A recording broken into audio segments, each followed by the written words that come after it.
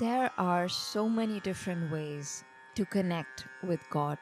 And as much as I love temple worship, it is the intimacy of home worship that has brought a sense of peace and stability into my life. Not through doing something grand, but by paying attention to the small things, the little variations, the meanings behind what we do. There are some predictions that you'll find will attract anxiety even before they arrive.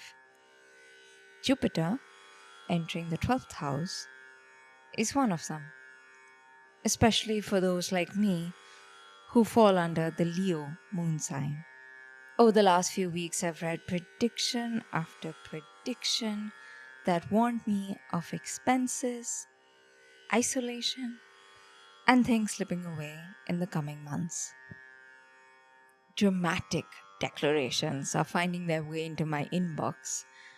Things like financial ruin may happen, expect isolation, and my personal favorite, donate blue colored eggs on Saturdays to avoid heavy debt. If only it was that easy. What hooked me further was how easily fear can distort meaning. Solitude has become loneliness, reflection has become stagnation, endings have become disasters. Most importantly for me, these predictions paint expenditure to become loss. So let me unwrap that last one. Most meaningful things in life require some form of expenditure.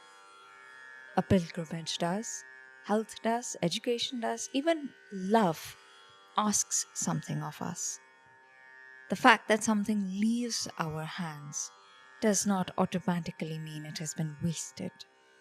I may incur more financial expenditure under a 12th house Jupiter, but if it is done with prudence and awareness, I would not count it as loss. My own natal Jupiter has also inspired many a fortune teller to spell out doom. My Jupiter sits in Taurus. For a Libra ascendant, astrologers will often point out that my Jupiter does not always operate in the fairy tale way that most people imagine. It is not necessarily the planet that arrives bearing gifts and smoothing every road ahead for me. Looking back, that does feel very accurate, but I would still not say it is malefic. Jupiter has never appeared in my life as luck. Instead, it has shown up as the slow process of understanding and experience after I have lived through it. The gift was never the event, the gift was the meaning, the changes that have emerged from it. It is Jupiter that keeps bringing me back to the same questions about life. Why did this happen? What is this trying to teach me? And that instinct has shaped me from my work as a journalist to the way I move through uncertainty. The Jupiter I recognize is less interested in comfort than comprehension. It seems far more concerned with helping me understand my life than helping me avoid difficulty. And isn't that the truth?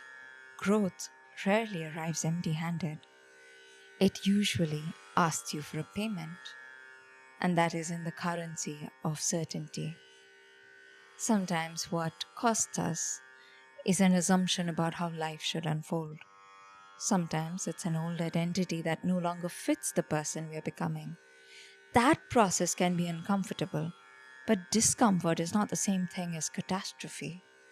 Seen through this lens, the lens of Jupiter itself, the 12th house begins to look rather differently. Life normally asks, what else can I acquire? The 12th house Jupiter seems to ask something different. It seems to say, what can I finally stop carrying? That distinction also shapes what I think I need to be careful about this year. If there is a shadow side to Jupiter, it is excess. It can make expansion feel inherently wise, even when wisdom is asking for restraint. There are seasons in life when growth comes not through expansion, but through discernment, from understanding what deserves our energy and what does not. That feels especially relevant to me because prayer and ritual have become increasingly important over the last past year for me.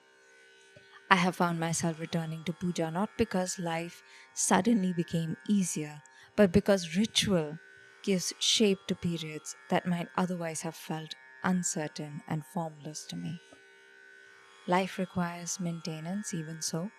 Money must be managed, decisions must be made, and the ordinary responsibilities of being an adult do not simply disappear because we have discovered something sacred. The value of a spiritual practice lies not in removing us from reality, but in helping us meet it with greater awareness.